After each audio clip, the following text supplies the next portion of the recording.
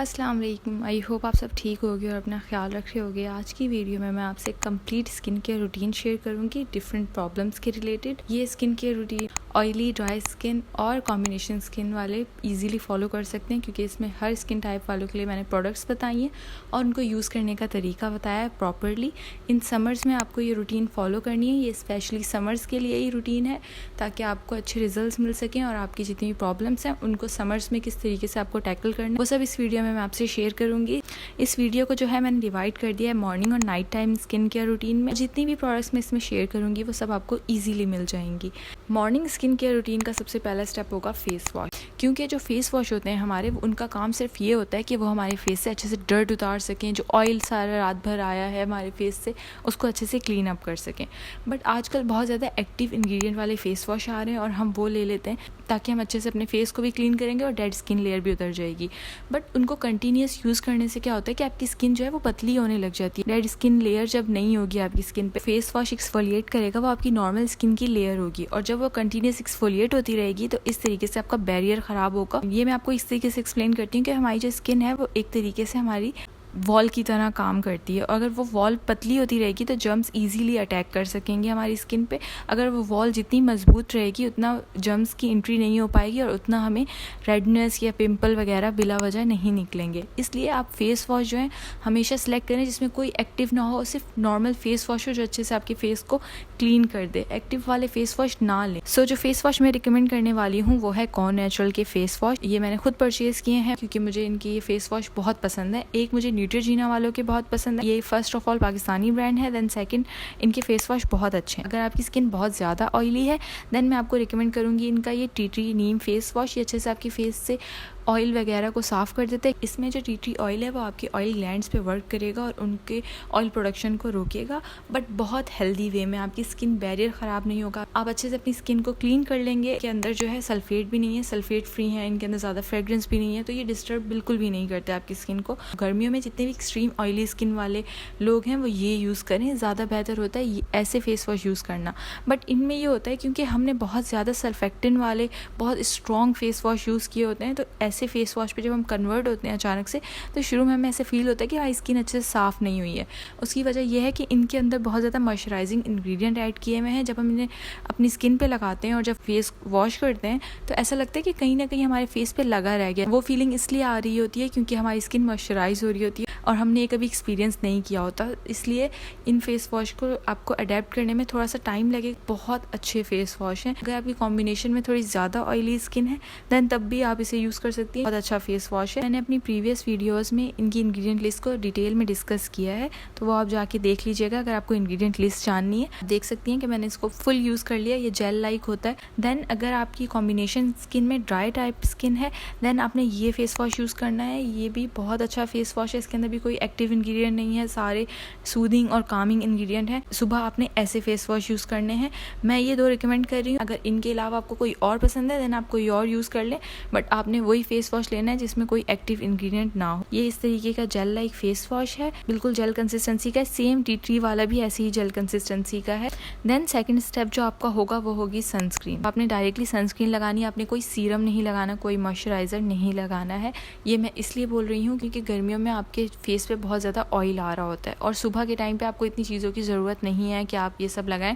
वो ट्रीटमेंट हम लोग रात में कर लेंगे। सुबह के टाइम क्योंकि हमें बाहर जाना होता है या हमें घर में रहना होता है, कुकिंग करनी होती है, तो उस टाइम इतना ज़्यादा पसीना आने से वो जितनी भी स्किन केयर है वो इतनी इफेक्टिव नहीं रहती है आपकी फेस पे। इसलिए आपने सिर्फ सनस्क्रीन अप्लाई करनी है। जो मैं आपको सनस्क्रीन रिकमेंड करूँगी वो लोशन कंसिस्टेंसी वाली होंगी, तो वो आपको मॉइस्चराइज भी करेंगी साथ में आपकी स्किन को। सबसे पहली सनस्क्रीन जो मैं आपको रिकमेंड करूँगी वो है ट्रैगो की सनस्क्रीन। पर्सनली मुझे फिजिकल सनस्क्रीन ज़्यादा पसंद है बानिस्बत केमिकल सनस्क्रीन के, क्योंकि फिजिकल सनस्क्रीन के जितने भी इंग्रेडिएंट होते हैं वो स्टेबल होते हैं और हमारी बॉडी पे उनका कोई साइड इफेक्ट नहीं होता। इनकी जो ये ट्रैगो की सनस्क्रीन है ये SPF 50 है। आप घर में से यूज़ कर सकती हैं, आप बाहर जाते हुए से यूज़ कर सकती हैं। ये स्वेटिंग भी ज़्यादा नहीं करती। आपको सिर्फ इसके 2 पंप्स लगाने होते हैं, आपके पूरा फेस अच्छे से कवर हो जाता है। उससे ज़्यादा अगर आप लगाएंगी तो फिर थोड़ा हैवी फील होता है स्किन पे। इसका कोई वाइट कास्ट भी नहीं है और ये बहुत अच्छी सनस्क्रीन है। अगर आपको एक लॉन्ग टर्म के लिए कोई एक अच्छी सनस्क्रीन चाहिए जिसके कोई साइड इफेक्ट ना हो, देन ये सनस्क्रीन बहुत अच्छी है। इसकी कंसिस्टेंसी मैं आपको दिखा देती हूँ, बिल्कुल इस तरीके की कंसिस्टेंसी है, लोशन कंसिस्टेंसी है, लाइट वेट है, फ़ौरन से एब्जॉर्ब हो जाती है, कोई वाइट कास्ट नहीं है, बहुत अच्छी सनस्क्रीन है। ये सनस्क्रीन हो गई फिजिकल जो मैं आपको रिकमेंड कर रही हूँ। मैं केमिकल सनस्क्रीन खुद यूज़ करना नहीं पसंद करती, क्योंकि केमिकल सनस्क्रीन में अक्सर ऑक्टाइल मिथॉक्सीसेरामेट होता है, जो कि मुझे नहीं पसंद इंग्रेडिएंट। बाकी भी जो केमिकल सनस्क्रीन के इंग्रेडिएंट हैं वो कहीं ना कहीं आपके हार्मोन को डिस्टर्ब कर रहे होते हैं, इसलिए मुझे केमिकल सनस्क्रीन ज़्यादा नहीं पसंद। जो मुझे खुद नहीं पसंद वो मैं प्रमोट नहीं करना चाहती, बट अगर कुछ लोग प्रीफर कर रहे हैं केमिकल सनस्क्रीन, देन उनके लिए रिकमेंड करूँगी स्किन एक्वा की सनस्क्रीन। ये बहुत अच्छी है, लाइट वेट है, लोशन कंसिस्टेंसी। मैं अभी आपको इसकी कंसिस्टेंसी नहीं दिखा सकती क्योंकि ये बिल्कुल ख़त्म हो चुकी है। इसकी इंग्रेडिएंट लिस्ट है, इसके अंदर इन्होंने काफ़ी मॉइस्चराइजिंग इंग्रेडिएंट भी ऐड किए हैं। सो अगर आपको केमिकल सनस्क्रीन लेनी है देन आप ये ले सकती हैं। इसके अलावा मैं एक और रिकमेंड करूँगी, वो भी केमिकल सनस्क्रीन है, बट वो जेल बेस्ड सनस्क्रीन है, जो है BNB डर्मा की gel based sunscreen.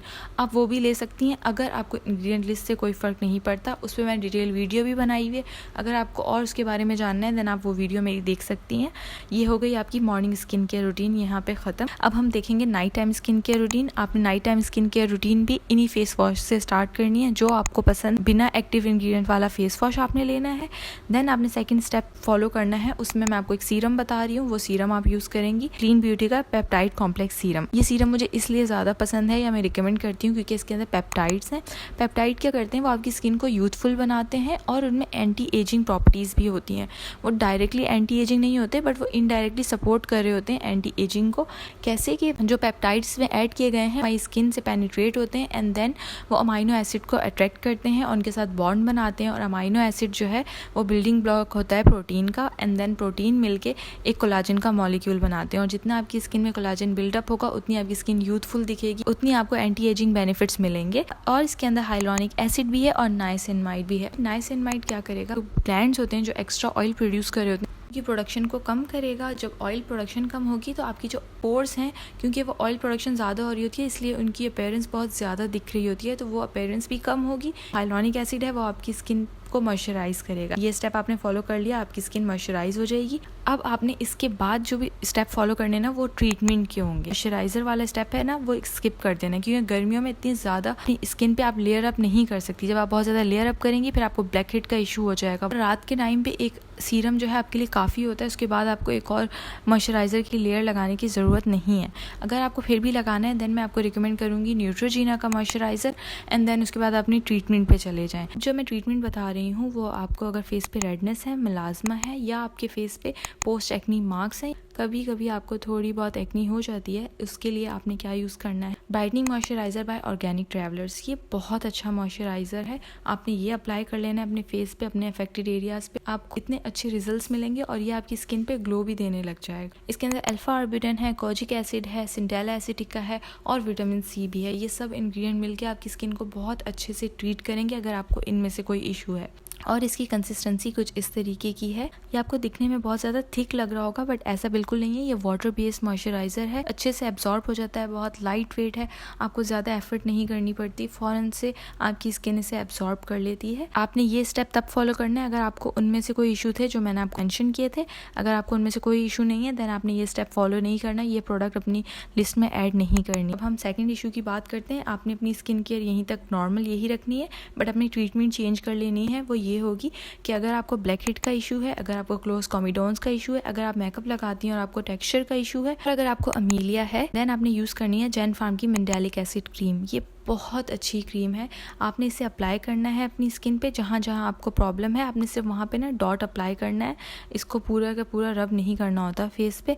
And then आपने सुबह इसे वॉश ऑफ कर लेना है। आप पूरी रात इसे लगा के रखें और आपको बहुत अच्छे से अपनी स्किन का टेक्सचर इंप्रूव होता हुआ दिखेगा। मिंडालिक एसिड ना आपकी स्किन को ना ऊपर से एक्सफोलिएट करता है, क्योंकि ये AHA होता है, स्किन की अपर लेयर को एक्सफोलिएट करता है, स्किन के अंदर पेनिट्रेट नहीं होता, इसलिए ये बहुत माइल्ड होता है और आपकी स्किन को अच्छे से एक्सफोलिएट कर देता है विदाउट डिस्टर्बिंग। यहाँ तक आपने रूटीन फॉलो करनी है अगर आपको इनमें से कोई इशू है।